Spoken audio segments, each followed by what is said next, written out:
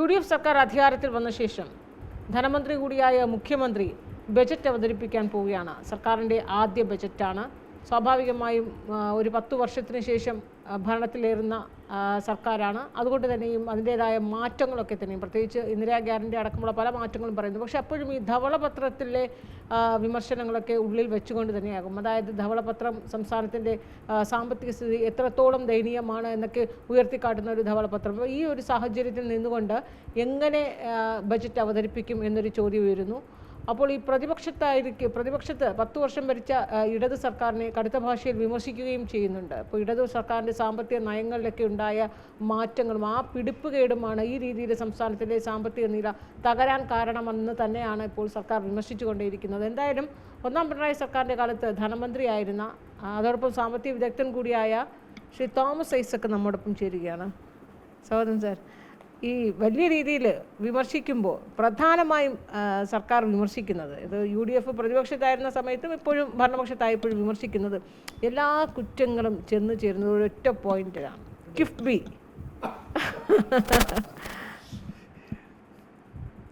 നോക്കൂ, കേരളത്തിൽ ഗൗരവമായ ധനപ്രതിസന്ധി ഉണ്ട്. ഇപ്പോൾ തുടങ്ങിയൊന്നുമല്ല. സത്യം പറഞ്ഞാൽ 90കളുടെ അവസാനം, നാനാ സർക്കാരിൻ്റെ അവസാന വർഷങ്ങളിലാണ് രൂക്ഷമായത്.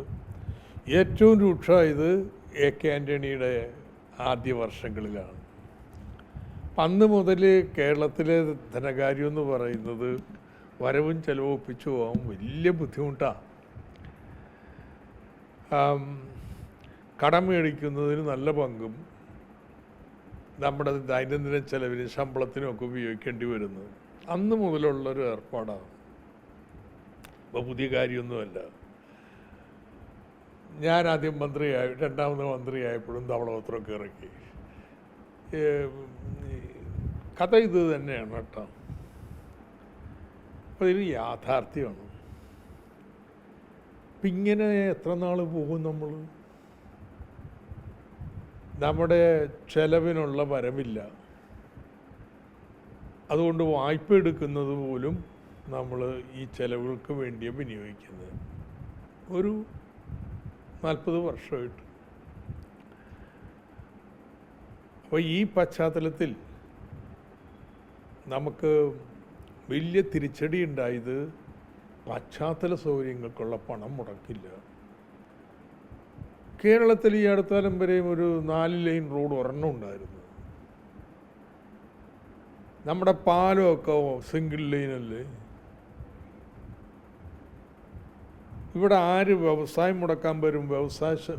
ഒരു വ്യവസായ പാർക്കുണ്ടോ? പഴയ ഇൻഡസ്ട്രിയൽ എസ്റ്റേറ്റേ ഉള്ളൂ. അതിലൊക്കെ വല്ല ആധുനിക വ്യവസായം വരുമെന്ന്. സോ നമ്മുടെ ഈ പശ്ചാത്തല സൗകര്യ പിന്നോക്കാവസ്ഥ എന്ന് പറയുന്നത് കേരളത്തിൻ്റെ വികസനത്തിന് വലിയ കടിഞ്ഞാണാണ്. ഇത് മറികടക്കണം. ബഡ്ജറ്റിൽ നിന്ന് ഇതിന് പണം കണ്ടെത്താമെന്ന് പറഞ്ഞാൽ ക്ഷേമ പ്രവർത്തനമൊക്കെ നിർത്തിവെക്കേണ്ടി വരും.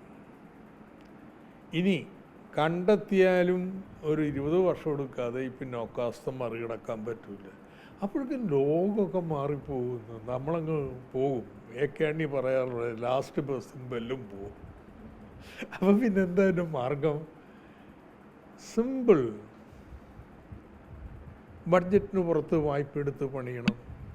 സർക്കാർ വായ്പ എടുക്കണ്ട, ഒരു ധനകാര്യ സ്ഥാപനം. അപ്പോൾ അവരിങ്ങനെ വായ്പ അങ്ങോട്ട് എടുത്ത് പിന്നെ അത് മുഴുവനും സർക്കാരിൻ്റെ തലയിൽ വരില്ലേ?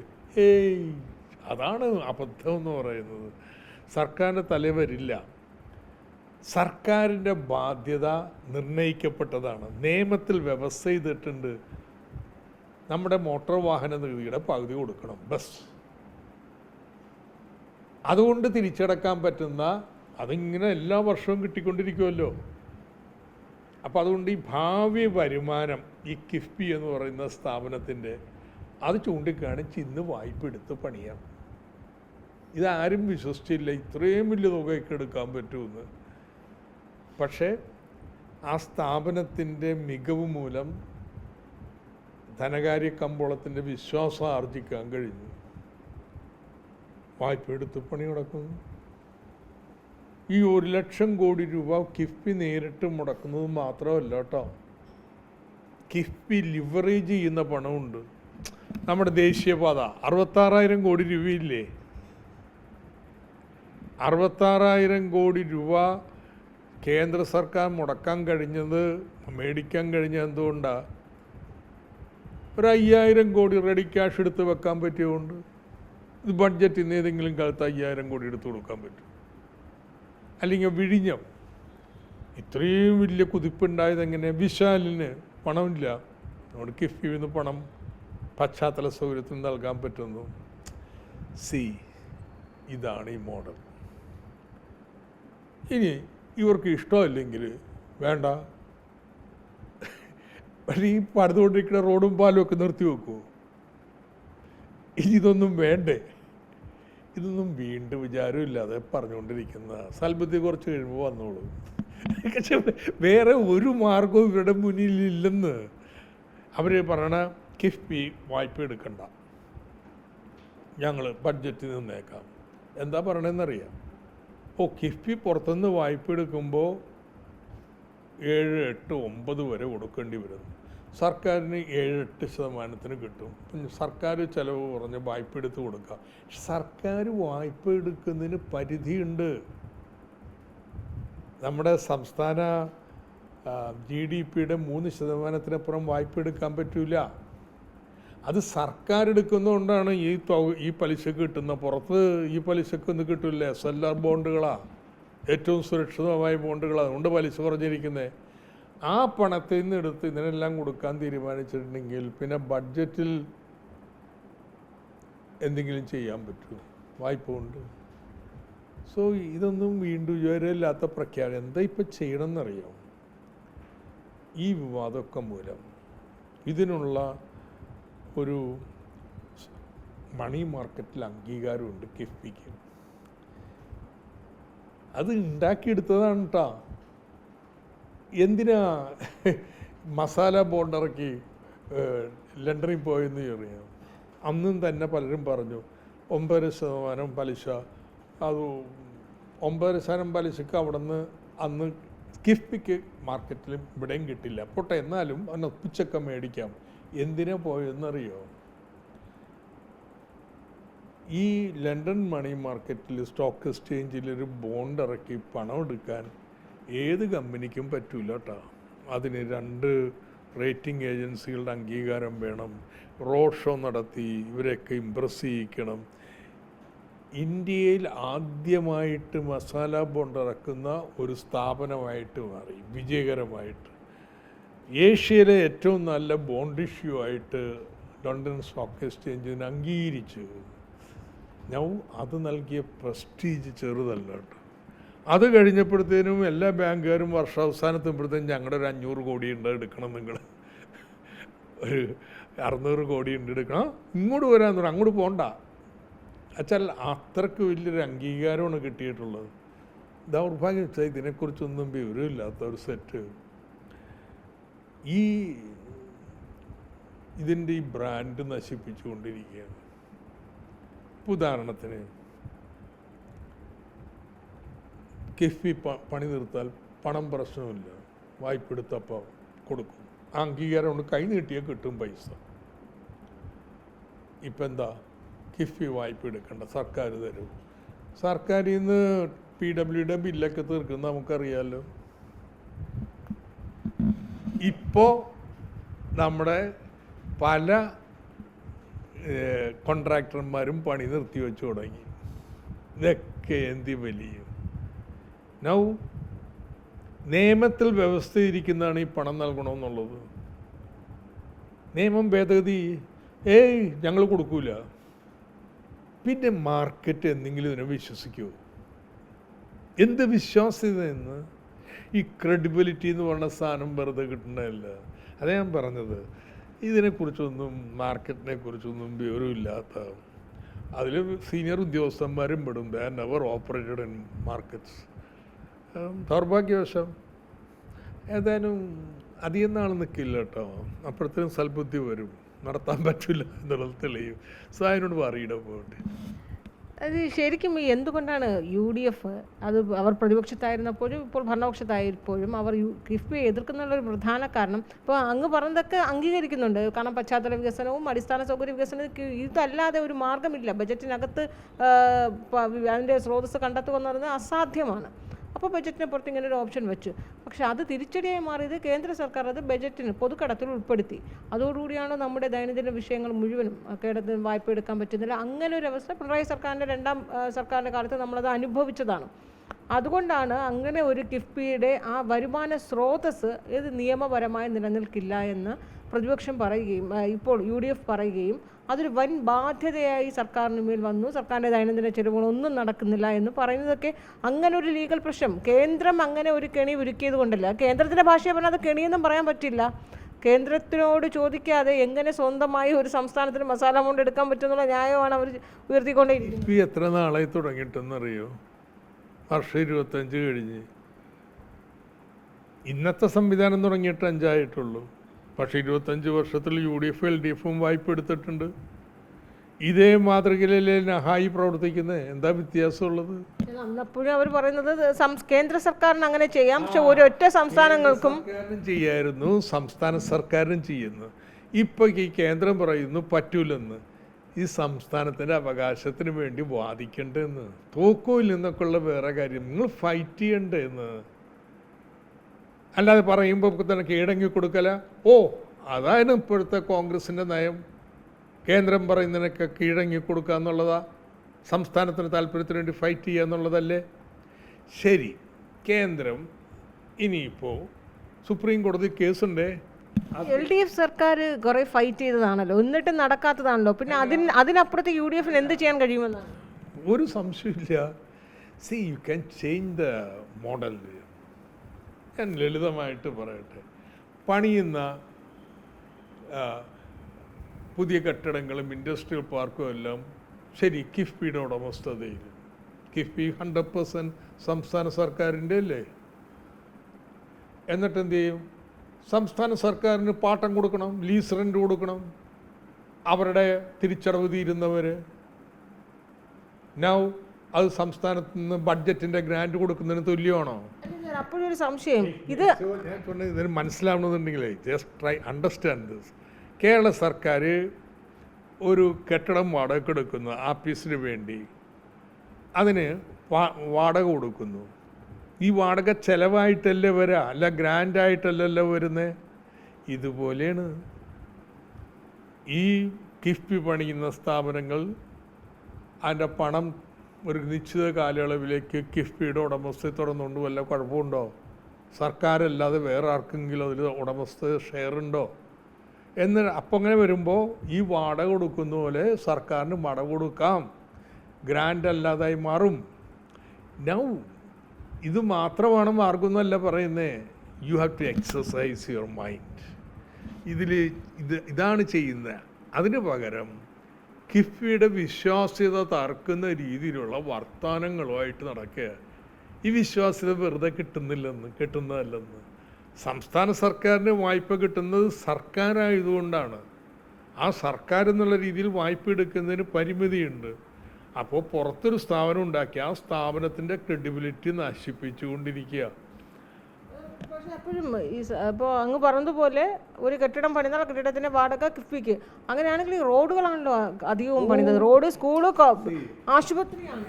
ഇതിൽ എങ്ങനെ ഞാൻ പറയുന്നത് വരുമാനമല്ല സർക്കാർ ലീസ് റെൻ്റ് കൊടുക്കുന്നു. ഞാൻ പറയുന്നത് there are other revenue models. ഞാനിപ്പോൾ സൗജന്യ ഉപദേശമൊന്നും കൊടുക്കാൻ നിൽക്കുന്നില്ല. കാരണം വെച്ച് കഴിഞ്ഞാൽ അതിൻ്റെ ബാധ്യത ഇപ്പോൾ ധാർമ്മിക ഉത്തരവാദിത്വം ഏറ്റെടുക്കുന്നില്ല. ബട്ട് കേന്ദ്രത്തിനെ ഫൈറ്റ് ചെയ്യുക. കേന്ദ്രത്തിനെ ഫൈറ്റ് ചെയ്യുമ്പോൾ നമ്മൾ അതിൽ ജയിക്കില്ല. കോടതിയിൽ കേസാണ്. ഇപ്പോഴത്തെ തോറ്റു കൊടുക്കേണ്ട വല്ല കാര്യമുണ്ടോ?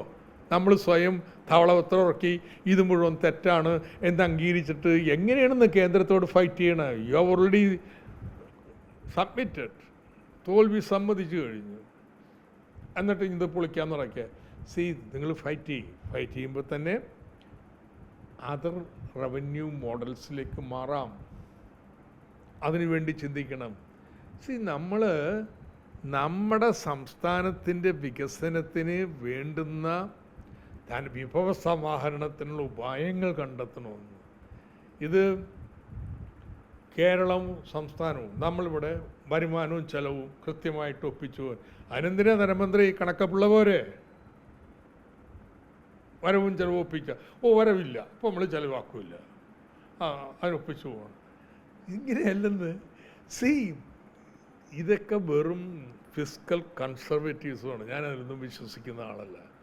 എന്താ തോന്നുന്നത്, കിഫ്ബിയുടെ ഒരു UDF സർക്കാരിൻ്റെ കയ്യിൽ കിഫ്ബി ഒട്ടും ഭദ്രമല്ല എന്ന് ഈ ധവളപത്രത്തിൽ നിന്ന് തന്നെ മനസ്സിലായി. അപ്പോൾ ഇനിയിപ്പോൾ കിഫ്ബിയുടെ ഒരു ഭാവി എന്തായിരിക്കും? അതൊന്നും ഇറ്റ് ഈസ് ലെഫ്റ്റ് ദം. എന്ത് വേണമെങ്കിൽ ചെയ്തോ.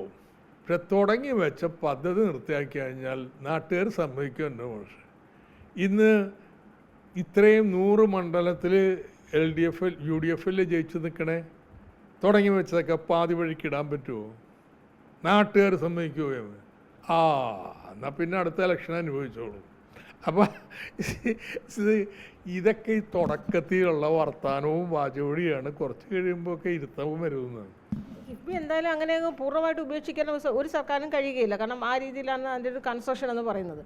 അപ്പോൾ ഇനി കിഫ്ബിക്ക് ഒരു ബദൽ മാർഗം കൊണ്ടുവരാനുള്ളൊരു നീക്കമൊക്കെ VD സതീശൻ സർക്കാർ ആലോചിക്കുന്ന ഒന്നാണ്. അപ്പോൾ അതെങ്ങനെയാകും? എന്ത് മാർഗം നിങ്ങൾ ആലോചിച്ചാലും ഇതിൻ്റെ ക്രെഡിബിലിറ്റി കളഞ്ഞിട്ട് നിങ്ങൾക്ക് ആ മാർഗം പെർസ്യൂ ചെയ്യാൻ പറ്റില്ല. ഇപ്പോൾ ധവളപത്രത്തിൽ പറയുന്നതോടുകൂടി അങ്ങ് പറയുന്നത് പോലെ അതിൻ്റെ ക്രെഡിബിലിറ്റി ഒക്കെ പോയി. പത്രത്തിൽ ചെയ്തിരിക്കണം എന്താണ്? കേന്ദ്ര സർക്കാർ പറഞ്ഞ മുഴുവൻ ശരിയാണ്, കേരളം വലിയ തെറ്റായി ചെയ്തുകൊണ്ടിരുന്നത്, തീർത്തു, കേസ് തോറ്റു കൊടുത്തിരിക്കഴിഞ്ഞെന്ന്. അപ്പോൾ പിന്നെ എന്താ വഴി? ഒരു വഴിയും പറഞ്ഞിട്ടുമില്ല. പ്രതിപക്ഷത്തിൻ്റെ ചുമതലയല്ല വഴി പറഞ്ഞു കൊടുക്കൽ. പറഞ്ഞിട്ടാൽ ഞങ്ങൾ പറഞ്ഞ ഞങ്ങളുടെ അഭിപ്രായം പറഞ്ഞോട്ടെ.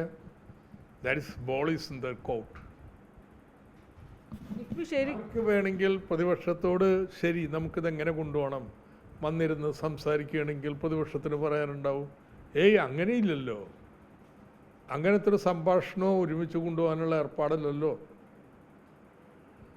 എന്തായാലും അവർ വന്ന് അധികാരത്തിലേറി 1 മാസം കഴിഞ്ഞതല്ലേ ഉള്ളൂ. പക്ഷേ അതിപ്പോഴും നമുക്ക് അങ്ങനെ അങ്ങ് വിലയിരുത്തണം.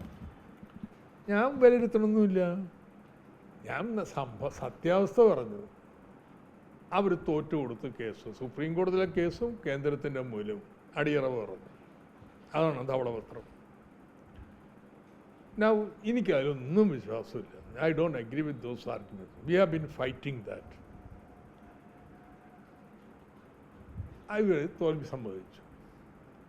ഇനി അവർ പറയട്ടെ. അപ്പോൾ എന്തായാലും കിഫ്ബിയിലെ പാതി വഴി നിൽക്കുന്ന പല നിർമ്മാണ പ്രവർത്തനങ്ങളും ഉണ്ട്. അത് ഈ റോഡായാലും സ്കൂൾ, കോളേജ്, ആശുപത്രികൾ, ഇതൊക്കെ തന്നെ കൺസ്ട്രക്ഷൻ പലതും പാതി വഴി നിൽക്കുകയാണ്. അപ്പോൾ സ്വാഭാവികമായി അത് നിശ്ചലമാകുമ്പോൾ പ്രതിപക്ഷം എന്ന നിലയിൽ നിങ്ങൾ അതിനെതിരെ ഒരു പ്രതിഷേധവും സമരപരിപാടികളും നടത്തി. സംശയമുണ്ടോ? നമ്മൾ ഈ ഓരോ കൺസ്ട്രക്ഷൻ സൈറ്റിലും ഈ സർക്കാരിനെ വിചാരണ ചെയ്യും, ഇതിൻ്റെ ഗുണഭോക്താക്കളെ വിളിക്കും. പണി തീരാത്ത സ്കൂൾ കിട്ടണമെങ്കിൽ രക്ഷാകർത്താക്കളെ മുഴുവൻ വിളിക്കും. ആശുപത്രി പോകുന്ന മുഴുവൻ ജനങ്ങളെയും വിളിച്ചു കൂട്ടും. ഇത് പൊളിറ്റിക്കൽ ഫൈറ്റ്. എന്തായാലും ബജറ്റിന് ഉള്ളിൽ നിന്നുകൊണ്ട് കിഫ്ബി ഈ ഉദ്ദേശിക്കുന്ന രീതിയിൽ സ്മൂത്തായി മുന്നോട്ട് പോകാൻ കഴിയില്ല എന്ന് 100% ഉറപ്പാണ്. It is up to them. അവർ പറയട്ടെ എന്താന്നുള്ളത്. ചെയ്തുകൊണ്ടിരിക്കുന്നത് അബദ്ധമാണ്. നിങ്ങൾ നിയമമെല്ലാം പാസ്സാക്കി അതിൻ്റെ അടിസ്ഥാനത്തിൽ റേറ്റിംഗ് മേടിച്ച് ആ റേറ്റിങ്ങിൻ്റെ അടിസ്ഥാനത്തിൽ ആരോട് ചോദിച്ചാലും നമുക്ക് പണം തരുന്നു. നിങ്ങൾ ഏകപക്ഷീയമായിട്ട് നിങ്ങൾ കൊടുത്തിരുന്ന എല്ലാ ഉറപ്പുകളും ലംഘിക്കുകയാണ് ഒരു സർക്കാർ. പിന്നെ എന്തിന് നിങ്ങളെ എങ്ങനെ വിശ്വസിക്കണമെന്ന്? നിങ്ങൾക്ക് 1 ലക്ഷം കോടി രൂപ വായ്പ വന്നിട്ടുണ്ടെങ്കിൽ നിങ്ങൾ നാളെ ഈ പറഞ്ഞതൊക്കെ വാക്ക് പാലിക്കുമെന്ന് വല്ല ഉറപ്പുണ്ടോ? ഈ കിഫ്ബി സമാന്തര സർക്കാരായി പ്രവർത്തിച്ചു. അതാണ് ഈ സർക്കാരിൻ്റെ സംസ്ഥാനത്തിൻ്റെ ധനസ്ഥിതി ഇത്രമേൽ തകർന്നടിയാൻ കാരണമെന്നാണ് മുഖ്യമന്ത്രി പറയുന്നത്. അസംബന്ധമാണ് പറയണത്. ധനസ്ഥിതി എന്താണ് കിഫ്ബി കൊടുക്കേണ്ടത് എന്ന് നിയമത്തിൽ വ്യവസ്ഥ ചെയ്തിട്ടുണ്ട്. അതിനപ്പുറം ഒന്നും കൊടുക്കണ്ടല്ലോ, കൊടുത്തിട്ടുമില്ലല്ലോ. മതി. അപ്പോൾ പിന്നെ ഈ അവസ്ഥയുടെ കാരണം മുഴുവൻ അതാന്ന് പറയുന്നതിൽ എന്താ അർത്ഥമുള്ളത്? 2, സമാന്തര സർക്കാർ. ആരാണ് ഇതിൻ്റെ ചെയർമാൻ? മുഖ്യമന്ത്രി. ആരാ വൈസ് ചെയർമാൻ? ധനമന്ത്രി. ഭൂരിപക്ഷം ആർക്കാ? സർക്കാരിൻ്റെ പ്രതിനിധികൾക്ക്. പിന്നെ ഇൻഡിപെൻഡൻ്റ് ആയിട്ടുള്ള ഡയറക്ടർമാർ, അവർക്കല്ല ഭൂരിപക്ഷം. നൗ ഈ സ്ഥാപനം എങ്ങനെയാണ് സമാന്തരമായി തീരുന്നത്? ഇങ്ങനെ എടുക്കുന്ന വായ്പ ഡിപ്പാർട്ട്മെൻറ്റ് വഴി ചെലവഴിച്ചു കഴിഞ്ഞാൽ സർക്കാരിൻ്റെ ചിലവായില്ലേ? ആ മോഡൽ അങ്ങനെയല്ലേ? സർക്കാരിന് നേരിട്ട് പണം ചെലവഴിക്കുന്നതിനും അതിന് വായ്പ എടുക്കുന്നതിനും കഴിയില്ല. അതുകൊണ്ട് ഒരു സ്ഥാപനം വായ്പ എടുത്ത് പണിയുന്നു. അത് സർക്കാരിൻ്റെ നിയന്ത്രണത്തിലാണ്. ആരാ തീരുമാനിക്കുക എന്താ പണിയേണ്ടതെന്ന്? സർക്കാർ. വേറെ ആരുമല്ല തീരുമാനിക്കുന്നത്. പക്ഷെ അത് വലിയൊരു ബാധ്യത. ആ ബാധ്യത തീർക്കാനായി സർക്കാരിന് കഴിയാതെ വരുമ്പോൾ, കുന്നിന്മേൽ കുന്നായി വലിയൊരു ബാധ്യത വരുമ്പോൾ എന്ത് ചെയ്യും? വരുന്നേ ഈ നിയമത്തിൽ വ്യവസ്ഥ ചെയ്ത തുക കൊണ്ട് തിരിച്ചടക്കാവുന്ന പ്രൊജക്റ്റുകളെ എടുക്കുകയുള്ളൂ. അതാണ് നിൻ്റെ മോഡൽ. അസറ്റ് ലയബിലിറ്റി മാച്ചിങ് എന്നുണ്ട്. എന്ന് വെച്ചാൽ സർക്കാരിൽ നിന്ന് അടുത്തൊരു 25 വർഷം ഓരോ വർഷവും എത്ര കിട്ടും എന്ന് കണക്ക് കൂട്ടാം. 2, ഇപ്പോൾ എടുത്തിരിക്കുന്ന പ്രൊജക്റ്റുകളുടെ തിരിച്ചടവുകൾ, അതിൻ്റെ ബില്ലുകൾ വരുമ്പോൾ അത് കൊടുക്കണം. അതും രേഖപ്പെടുത്തും. ഇനി ഏത് പ്രൊജക്റ്റ് എടുക്കുമ്പോഴും ഈ പ്രൊജക്റ്റ് എടുത്താൽ ഈ ബാധ്യതകൾ, ഒരു വർഷത്തെ ബാധ്യത ഏതെങ്കിലും വർഷം ആ വർഷത്തെ വരവിനെ അധികരിച്ചു പോവുകയാണെങ്കിൽ എടുക്കില്ല. That's A model. അതിനുവേണ്ടിയാണ് ഈ ഡയറക്ടർമാർ വെച്ചിരിക്കുന്നത്. അതിനുവേണ്ടിയാണ് ഫണ്ട് ഫിഡലിറ്റി ബോർഡ് വെച്ചിരിക്കുന്നത്. അതുകൊണ്ടൊക്കെ ചുമ്മാ വേവലാതിയാണെങ്കിൽ ചെയ്യണ്ട, വെറുതെ ഇരുന്നോ. നമുക്ക് 5 വർഷം കഴിഞ്ഞിട്ട് കണക്ക് നോക്കാം. അപ്പോൾ ശരിക്കും അങ്ങ് വിഭാവന ചെയ്തതനുസരിച്ച് ദേശീയപാതകൾക്കും അല്ലെങ്കിൽ മറ്റ് റോഡ് വികസനത്തിനൊക്കെ 4 വരി പാത റോഡിനൊക്കെ കിഫ്ബിയുടെ ഫണ്ടിങ് ചെയ്യുമ്പോൾ അപ്പോൾ അതിൽ നിന്നുള്ളൊരു ഇൻകം എന്ന് ഉദ്ദേശിച്ചത് അത് ടോൾ പിരിവോ അങ്ങനെ എന്തെങ്കിലും ആയിരുന്നോ? ഇല്ലെന്ന്. എന്ത് ദേശീയപാതയുടെയും ഇങ്ങനെയുള്ള പശ്ചാത്തലം വൈദ്യുതിയുടെയും ഒക്കെ നേട്ടം എന്താ? ഇതുണ്ടെങ്കിലേ ഇവിടെ വ്യവസായങ്ങൾ വരൂ. നിങ്ങളെടുക്കൂ, എവിടെ ഇന്ത്യയിലെ വ്യവസായ ഇൻഡസ്ട്രിയൽ കോറിഡോർ എന്ന് കേൾക്കുന്നത്? എന്തോ ഈ കോറിഡോർ? നല്ല ഗതാഗത സൗകര്യമുള്ള റോഡുണ്ടാവുക, ആ റോഡ് ഒരു കോറിഡോറായിട്ട് അതോട് ബന്ധിപ്പിച്ച് വ്യവസായ കേന്ദ്രങ്ങൾ വളർത്തുക. ഇതല്ലേന്ന് മുംബൈ ഡൽഹി കോറിഡോർ, NCR നിന്ന് മറ്റ് വടക്ക് കിഴക്കും വടക്ക് പടിഞ്ഞാറോട്ടും പോകുന്ന കോറിഡോറുകൾ വലിയ ദേശീയപാതകളാണ്. അതിന് ചുറ്റുമാണ് ഈ വ്യവസായങ്ങൾ വരുന്നത്. ഈ ട്രാൻസ്പോർട്ട് സമ്പ്രദായം ഇല്ലാതെ വരത്തില്ല. അപ്പോൾ ഈ റോഡിൽ നിന്ന് പണം വേണ്ട, വരുമാനം ഉണ്ടാവില്ല. ടോള് വേണമെങ്കിൽ പിരിക്കാം, അത് പിരിക്കാം ദേശീയപാതയിൽ നിന്ന്. പക്ഷെ അതിൽ പോലും ഒരിക്കലും പൂർണ്ണമായ തുക ടോള് വെച്ച് പിരിക്കാൻ പറ്റുന്നതല്ല. പിന്നെ എങ്ങനെ ഇതിന് പണം കിട്ടുന്നത്? ഈ പശ്ചാത്തല സൗകര്യങ്ങളുണ്ടാവുമ്പോൾ വ്യവസായശാലകൾ വരും, അപ്പോൾ നിങ്ങളുടെ വരുമാനം കൂടും. അതാണ് എക്കണോമിക്സ്. അല്ലാതെ ഈ സത്യം പറഞ്ഞു കഴിഞ്ഞാൽ ഭാവിയെക്കുറിച്ചൊരു ഭാവനയില്ല കേട്ടോ. ഉള്ളത് വെച്ച് വരവും ചെലവും ഒപ്പിക്കണ പരിപാടിയായി പറഞ്ഞുകൊണ്ടിരിക്കുന്നത്. ശരിക്കും പറഞ്ഞാൽ നമുക്ക് UDF സർക്കാരിനാണ് ഇതിൻ്റെ യഥാർത്ഥ കുറ്റവാളി എന്ന് പറയാൻ പറ്റുമോ? കാരണം കേന്ദ്രം അങ്ങനെ ഒരു കടുംകൈ അല്ലെങ്കിൽ കേന്ദ്രത്തിൽ നിന്ന് അങ്ങനെ ഒരു സമീപനം ഉണ്ടായത് കൊണ്ടല്ലേ UDF സർക്കാർ പോലും അങ്ങനെ നിർബന്ധിതരാകുന്നു. ഇങ്ങനെ ആലോചിച്ചാൽ മതി. കോവിഡ് വന്ന് ബാക്കി ലോകത്തെ രാജ്യങ്ങളൊക്കെ ഇന്ത്യ അടക്കമുള്ളത് ഈ ചട്ടവും നിയമവും നോക്കിയിട്ടാണോ പണം ചിലവാക്കിയില്ലേ? See, this is elementary macroeconomics. എത്രമാത്രം സർക്കാർ ചിലവാക്കേണ്ടത് അത് സാമ്പത്തിക സ്ഥിതിയെ ആശ്രയിച്ച് കൂടുകയും താഴുകയും ചെയ്യും. ഞാൻ ആ എക്കണോമിക്സുകാരനാണ്. നിയോ ലിബറൽ എക്കണോമിക്സ് അങ്ങനെയല്ല. ഇത് ഒരേ വലിപ്പത്തിൽ നിർത്തിക്കോണം. അതിൻ്റെ ഫലമായിട്ട് സാമ്പത്തിക തകർച്ചയും ഉയർച്ചയൊക്കെ ഇടയ്ക്കിടയ്ക്ക് ഒന്ന് സഹിച്ചോണം എന്നുള്ള വാദക്കാരാണ്. ഇത് വ്യത്യസ്തമാണ്. ഇന്ത്യ പോലുള്ള രാജ്യങ്ങളിൽ ഈ സൈക്ലിക്കൽ മാറ്റമല്ല, നമ്മുടെ വളർച്ചയ്ക്ക് എന്ത് വേണം, അതിന് ഡെഫിസിറ്റ് ഫിനാൻസിങ്ങും ബാക്കിയുള്ളതും ഒക്കെ സാമ്പത്തിക നിയന്ത്രണത്തിന് രേഖകൾക്കുള്ളിൽ നിന്ന് ചെയ്യണം. കേരളത്തിൻ്റെ പ്രശ്നം എന്താണ്? ഇന്ത്യയിൽ വലിയ മുന്നേറ്റം ഉണ്ടായിക്കൊണ്ടിരിക്കുന്നു. അറ്റ് ദിസ് ജങ്ചർ നിങ്ങൾക്ക് എന്താ വേണ്ടേ ഇന്ത്യയുടെ ഒപ്പം എത്താൻ? പശ്ചാത്തല സൗകര്യം പിന്നോക്കാവസ്ഥ മാറ്റണമെന്ന്, മറികടക്കണം. അത് 10-20 വർഷം കൊണ്ട് ചെയ്യാൻ തീരുമാനിച്ചാൽ ആ വരവും ചെലവ് ഒപ്പിച്ച് ബഡ്ജറ്റിൽ നിന്ന് മിച്ചം വെച്ച് ചെയ്യാൻ തീരുമാനിച്ചിട്ടുണ്ടെങ്കിൽ വി വിൽ ബി ഔട്ട്. അതുകൊണ്ടാണ് ഈ ധൃതി. അപ്പോൾ കേന്ദ്ര സർക്കാരിന് ഈ വേവലാതിയൊന്നുമില്ല. കേരളം പോലെന്താ, ഇന്ത്യ മുഴുവനോട് വളരുന്നുണ്ടല്ലോ. കേരളത്തിൽ ഇങ്ങനെ ആയില്ലെങ്കിലും പ്രശ്നമൊന്നുമില്ല. ഇന്ത്യയുടെ മാക്രോ എക്കണോമിക്സ് വെച്ച് നോക്കുമ്പോൾ കേരളത്തിന് എല്ലാ സംസ്ഥാനം ഇങ്ങനെ അങ്ങ് തുടങ്ങിയാലോ? എല്ലാ സംസ്ഥാനവും തുടങ്ങില്ല. ഈ കേരളം മാത്രമാണ് ട്രഷറിയിൽ ബാലൻസ് ഇല്ലാത്ത സംസ്ഥാനം. പഞ്ചാബും ഉണ്ടാവും. ബാക്കി എല്ലാ സംസ്ഥാനത്തിനും മിച്ചമാണ്. എത്ര മിച്ചമെന്നറിയോ? 2 ലക്ഷം കോടി രൂപ ചിലവാക്കാതെ കിടക്കുന്നത്. അതുകൊണ്ട് എല്ലാ സംസ്ഥാനവും കയറി വായ്പ എടുക്കാൻ പോണെന്നൊക്കെ പറയണ വെറും ഭാവനാവിലാസമാണ്. It is not going to happen. അവരുടെ പോളിസി വ്യത്യസ്തം. നമ്മൾ ഇന്ന് ഇത് ആവശ്യമുണ്ട്. ഈ സർക്കാരിൻ്റെ നിലപാട് ഇതൊന്നും ആവശ്യമില്ലെന്നാണ്. ഓൾ റൈറ്റ്, ഒറ്റ കണ്ടീഷനേ ഞങ്ങൾക്കുള്ളൂ, നിങ്ങൾ എന്ത് വേണമെങ്കിലും ചെയ്തോ, ഇതൊന്നും നിർത്തിവെക്കാൻ പറ്റില്ല. എന്തായാലും ഒരു ബദൽ സംവിധാനം കൊണ്ടുവരും. കാരണം കിഫ്ബിയെ അങ്ങനെ അങ്ങ് റീസ്ട്രക്ചർ ചെയ്യുമെന്നാണ് മുഖ്യമന്ത്രി പറയുന്നത്. ഓ ആയിക്കോട്ടെ, അത് ചെയ്തോട്ടെ, ഞാൻ വേണ്ടെന്ന് പറഞ്ഞോ. അത് ചെയ്യണം, അവരുടെ ഭാവന അനുസരിച്ച് ചെയ്യണം. പക്ഷേ ഒരു ധനകാര്യ സ്ഥാപനത്തിൻ്റെ ക്രെഡിബിലിറ്റി ഇതുപോലെ നശിപ്പിക്കരുത്, വിശ്വാസ്യത കളയരുത്. എന്തടിസ്ഥാനത്തിലാണ് ഈ സർക്കാരിനെ വിശ്വസിക്കുക? നിങ്ങൾ മാർക്കറ്റിൽ ഇങ്ങനെ സർക്കാരിൽ നിന്ന് കൃത്യമായിട്ട് വരുമാനം ഉണ്ടാവും എന്ന് പറഞ്ഞ് ആ വരുമാനം 10 വർഷമായി കൊടുത്തുകൊണ്ടിരിക്കുന്നു. LDF ഭരിക്കുമ്പോഴും നമ്മുടെ ഉദ്യോഗസ്ഥ വൃന്ദത്തിൽ ഒരു ഭാഗത്തിന് ഇത് വേണ്ട, കൊടുത്താൽ പോരെ. ഈ പഹയന്മാർക്കിത് മനസ്സിലാവില്ല. കാരണം they have never operated in the market. അപ്പോൾ അതുകൊണ്ട് മാർക്കറ്റിൻ്റെ വിശ്വാസ്യത എന്നും പറഞ്ഞു സർക്കാർ പേനുന്തുകാരുടെ അനുസരിച്ച് കഴിവുള്ള വരുമാനം ഉള്ളപ്പോൾ അത് കൊടുക്കാമെന്നൊക്കെ പറഞ്ഞു കഴിഞ്ഞാൽ ആരെങ്കിലും വിശ്വസിക്കുമോ? So now the tragedy is ഇത്രയും കാലത്ത് ഉണ്ടാക്കിയെടുത്ത വിശ്വാസ്യത ഇല്ലാതാക്കിക്കൊണ്ടിരിക്കുകയാണ്. വെരി വെൽ, ആയിക്കോട്ടെ.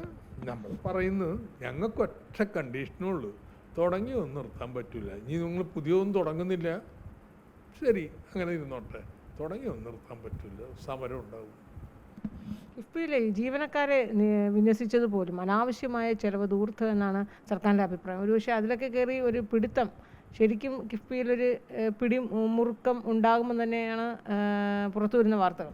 അതൊക്കെ വല്ല മാറ്റം വരുത്തണമെന്ന് ഞാൻ ആളുകളുടെ പേര് പറയാൻ ഉദ്ദേശിക്കുന്നില്ല. പറയണമെങ്കിൽ പറയട്ടോ. സെക്രട്ടേറിയറ്റിലെ UDF-ൻ്റെ ഒക്കെ അറിയപ്പെടുന്ന പ്രവർത്തകരാണ് അതിൻ്റെ ഏറ്റവും മുകളിൽ ഇരുന്നിരുന്നത് LDF-ൻ്റെ കാലത്ത്. പേര് പറയണോ? പറയാം. ആരെങ്കിലും നിഷേധിക്കട്ടെ LDF-കാരെ കൊണ്ടാണ് നടത്തിച്ചിരുന്നതെന്ന്. അതിൻ്റെ ഒരു ആവശ്യമില്ലെന്ന്. ഇതിന് പ്രാപ്തിയുള്ള ആരാണെന്ന് കണ്ടുപിടിച്ച് LDF UDF നോക്കിയിട്ടില്ല, ഉദ്യോഗസ്ഥരാ. You should know how to manage them. രാഷ്ട്രീയത്തിൻ്റെ അടിസ്ഥാനത്തിലല്ലെന്ന്. UDF ആയിക്കോട്ടെ, അതെന്താ അവരെന്നോട്ടെ, പ്രൊഫഷണലായിട്ട് പെരുമാറാൻ പറ്റണം.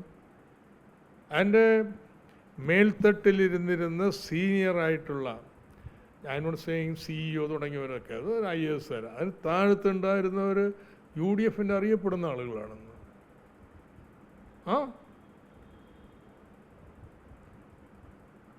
അതായിരുന്നു അക്കാലത്ത് ഇവിടുത്തെ LDF സെക്രട്ടറി സ്റ്റാഫിൻ്റെയൊക്കെ വിമർശനങ്ങളിലൊന്ന്.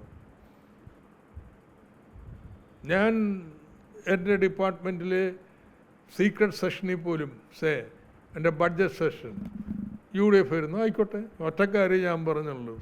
ഡിപ്പാർട്ട്മെൻറ്റിന് ഒരു പാരമ്പര്യമുണ്ട്. ഇവിടെ പറയണ പുറത്തു പോവില്ല, പോയിട്ടുമില്ല. Nothing, I have not faced any problem. അല്ല, പാർട്ടി വെച്ച ആളെ മാറ്റി ഇതൊക്കെ എന്ത് പറഞ്ഞപ്പോൾ ഭരിക്കണത്? കേരളത്തിലെ ഫിനാൻസ് ഡിപ്പാർട്ട്മെൻറ്റിന് അങ്ങനെ ഒരു പാരമ്പര്യമുണ്ട്. LDF-ഉം UDF-ഉം ഉണ്ട്, രണ്ടും ഉണ്ട്. ഏതാണ്ട് ഒപ്പത്തിനോ ബട്ട് ചില മാറ്റങ്ങൾ വരുമെന്നല്ലാതെ എൻ്റെ കാലത്ത് ചെയ്തിട്ടില്ല. ആൻഡ് അതുകൊണ്ട് എനിക്കൊരു കേടും പറ്റിയിട്ടില്ല. ഒരു ബഡ്ജറ്റ് രഹസ്യവും പോയിട്ടില്ല. ആകെ ഒരു തവണ പോയച്ചു കഴിഞ്ഞാൽ എൻ്റെ സ്റ്റാഫ്, പേഴ്സണൽ സ്റ്റാഫിലുള്ളവർ അത് ഒരു ഉറപ്പിൻ്റെ പുറത്ത് നേരത്തെ പത്രക്കാർക്ക് കൊടുത്തു. ഇംഗ്ലണ്ടിൽ അങ്ങനെ പരിപാടി ഉണ്ട് അത്ര, under oath you give it എന്നുവെച്ചാൽ പത്രത്തിലൊക്കെ തലക്കെട്ടൊക്കെ ഏർപ്പെടുത്താനായിട്ട്. അല്ലാതെ nothing has gone from the department. ഇതൊക്കെ വെറും ബാലിശമാണ്. ഇനി അതിനൊന്നും ഞാൻ തർക്കിക്കാനില്ല. ഇത്രയും ശമ്പളം കൊടുക്കണ്ട ആളെ തിരുത്തിക്കോ. ഇത്രയും ജീവനക്കാർ വേണ്ട വെച്ചോ. ദാറ്റ് ഇസ് ഓൾ ഭരിക്കുന്നവരുടെ അവകാശങ്ങൾ ചെയ്തോട്ടെ. നോക്ക് വേർഡ്സ് അതിലൊന്നും ഒരു വാക്കും കാര്യമില്ല. But KIIFB has introduce certain standards, ചില നിലവാരങ്ങൾ. ഒന്ന്, കിഫ്ബിയുടെ റോഡ് എവിടെയെങ്കിലും പ്രശ്നങ്ങളുണ്ടായിട്ടുണ്ട്. കിഫ്ബിയുടെ നിർമ്മാണത്തിൽ കഴിഞ്ഞ ശേഷം ഏതെങ്കിലും പ്രശ്നവും ആക്ഷേപവും വന്നിട്ടുണ്ട്? ഒറ്റപ്പെട്ട കേസുകൾ ഉണ്ടായിട്ടുണ്ട് കേട്ടോ. May be one rare, you are building so much, ഏതെങ്കിലും ഉണ്ടാവും. ബട്ട് നോ വെച്ചാൽ വളരെ കൃത്യമാണ്. ഇത്രയും ടെക്നിക്കൽ സ്റ്റാഫ് എന്തിനാണ്? ഓവർ ചെക്കിങ്ങിനാണ്. നിങ്ങളൊരു ടീമിനെ, ഒരു ഒരു സ്ഥാപനത്തെ അധികാരപ്പെടുത്തിയിട്ടുണ്ട് നോക്കാനും അത് ഒക്കെ ചെയ്യാനും. അവരെ അംഗീകരിച്ചാൽ പണം തരുത്തും. Now we have created another layer. വീണ്ടും പരിശോധിക്കാനും റാൻഡമായിട്ട് അതിൻ്റെ എക്യുപ്മെൻറ്റ്സ് കാര്യങ്ങൾ എല്ലാം. So that is I thought it is a very professional ഇയറാണ്. ഇൻഫാക്റ്റ് വിദേശത്തു നിന്നുള്ള ഈ rating agencies, even World Bank, they are amazed the efficiency and correctness. It is very easy to run down institutions. കേരളത്തിലെ golden jubilee ആഘോഷിക്കാത്ത ഏതെങ്കിലും വൻകിട പദ്ധതി പൂർത്തിയായിട്ടുണ്ട്? അവിടെയാണ് ഈ എഫിഷ്യൻസി കൊണ്ടുവരുന്നത്. അപ്പോൾ അതൊന്നും മനസ്സിലാക്കാതെ ചുമ്മാ റൺ ഡൗൺ ഇൻസ്റ്റിറ്റ്യൂഷൻസ് കാര്യങ്ങൾ രാഷ്ട്രീയ പക്ഷപാതം വെച്ച് UDF മാത്രമല്ലല്ലോ കേരളം, UDF മാത്രമല്ലോ ഇത്രയും കാലം ഭരിച്ചിരുന്നത്. ഈ UDFും LDFും മാറി മാറി ഭരിച്ചിരുന്ന കേരളത്തെയാണ് അങ്ങ് ഗോൾഡൻ ജൂബിലി ആഘോഷിക്കാതെ ഒരു പ്രോജക്റ്റ് ഉണ്ടായിട്ടില്ല എന്ന് പറയുന്നത്. അപ്പോൾ രണ്ട് സർക്കാരിനെ മാറി മാറി വിമർശിക്കുന്നു. ദിസ് ഈസ് അവർ ട്രഡീഷണൽ. നമ്മുടെ സർക്കാരിലെ ട്രഡീഷൻ ഇതാ. നമ്മുടെ ഭരണതന്ത്രത്തിന് സാമൂഹ്യ പരിഷ്കാരങ്ങൾ നടപ്പാക്കാൻ വൈദഗ്ധ്യമുണ്ട്, സേവനങ്ങൾ കൊടുക്കാൻ വളരെ വൈദഗ്ധ്യമുണ്ട്. എന്നാൽ വ്യവസായത്തെ ആകർഷിക്കാൻ, ഇൻഡസ്ട്രിയൽ പ്രൊമോഷൻ കഴിവില്ല. നമ്മുടെ ഈ യന്ത്രത്തിന് വൻകിട പ്രൊജക്റ്റുകൾ ഏറ്റെടുത്ത് നടത്താനുള്ള വൈദഗ്ധ്യം ഇല്ല. That's A fact. You compare വിത്ത് മറ്റ് ഗുജറാത്തും ഒക്കെ. കിഫ്ബി അങ്ങനൊരു ധർമ്മവും കൂടി നിർവഹിച്ചു. ഇതെങ്ങനെയാണ് എഫിഷ്യൻ്റായിട്ട് നടത്താൻ പറ്റുക? അൺഫോർച്ചുനേറ്റ്ലി ഇപ്പോൾ വന്നിരിക്കുന്ന സർക്കാരിന് ഇതൊന്നും അപ്രിഷ്യേറ്റ് ചെയ്യാനുള്ള ഒരു മാനസികാവസ്ഥയിലല്ല. So let them have the run and let's see. നമുക്ക് റിസൾട്ട് കാണാം. ധവളപത്രം 2 ആഴ്ച കൊണ്ട് ഇറക്കി, ഫൈൻ. പക്ഷേ 2 ആഴ്ചയല്ല, 5 വർഷം ഭരിക്കാനുള്ളതല്ലേ, പറട്ടെ. എന്തായാലും കിഫ്ബി എന്ന് പറയുന്നത് എന്തൊക്കെ പറഞ്ഞാലും ധനമന്ത്രിയായിരുന്ന തോമസ് ഐസക്, അദ്ദേഹത്തിൻ്റെ ഒരു വിഭാവന തന്നെയായിരുന്നു അടിസ്ഥാന സൗകര്യ വികസനം, പശ്ചാത്തല സൗകര്യം കേരളത്തിൽ കൊണ്ടുവരണമെങ്കിൽ ഇതല്ലാതെ മറ്റൊരു മാർഗമില്ല എന്ന് തന്നെയാണ് അത് അന്നും ഇന്നുമൊക്കെ ആവർത്തിക്കുന്നത്. പുതിയ സർക്കാർ വന്ന സർക്കാരിൻ്റെ വിവേചനാധികാരമാണ് കിഫ്ബി എങ്ങനെ വേണമെങ്കിലും റീസ്ട്രക്ചർ ചെയ്യാം. പക്ഷേ അപ്പോഴും പ്രതിപക്ഷം പറയുന്നത് ഇപ്പോൾ നിർമ്മാണം തുടങ്ങിക്കൊണ്ടിരിക്കുന്ന പദ്ധതികളൊന്നും തന്നെയും സ്തംഭിക്കാൻ പാടില്ല. അങ്ങനെ ഉണ്ടാവുകയാണെങ്കിൽ ഉറപ്പായും പ്രതിഷേധവുമായി രംഗത്തിറങ്ങുമെന്ന് തന്നെയാണ് പ്രതിപക്ഷം പറയുന്നത്. ക്യാമറാമാൻ വിഷ്ണുവിനൊപ്പം അൻഫിലി ഡിസൂസ.